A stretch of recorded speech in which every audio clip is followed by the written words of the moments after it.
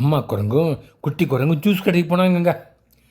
Apple, orange, அன்னாசி, watermelon, திராட்சை, mango juice எல்லாம் இருக்குது. உங்களுக்கு என்ன ஜூஸ் வேணும் அப்படின்னு கேட்டாருங்க கடைக்காரரு.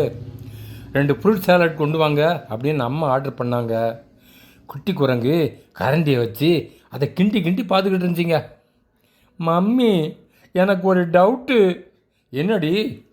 இதில் எல்லா பழமும் சேர்ந்துருக்கு, தக்காளி பழத்தை மட்டும் காணுமே அப்படின்னு குட்டி கேட்டுச்சிங்க. தக்காளி பழத்தில் மற்ற பழங்கள் இருக்கிற மாதிரி இனிப்பே இருக்காதுமா, ஓர்ப்பு தன்மை தான் இருக்கும். அது இதில் சேர்த்தா இதில் இருக்கிற இனிப்பு சுவையே மாறிடும். இனிப்பான சுவையைத்தான் எல்லோரும் விரும்புவாங்க. அது மாதிரி தான் செல்லும். நம்முடைய பேச்சு, வார்த்தை, சொற்கள் எல்லாம் இனிமையானவைகளாக இருக்கணும். அதைத்தான் எல்லோரும் விரும்புவாங்க, கடவுளுக்கும் பிடிக்கும் அப்படின்னு அம்மா குரங்கு சொல்லிச்சிங்க. அது சரிதானுங்க. நீதிமொழிகள் 16:24 இனிய சொற்கள் தேன்கொடு போல் ஆத்மாவுக்கு மதுரமும் எலும்புகளுக்கு ஔஷதமும் ஆகும் அப்படின்னு பைபிள் சொல்லுதுங்க.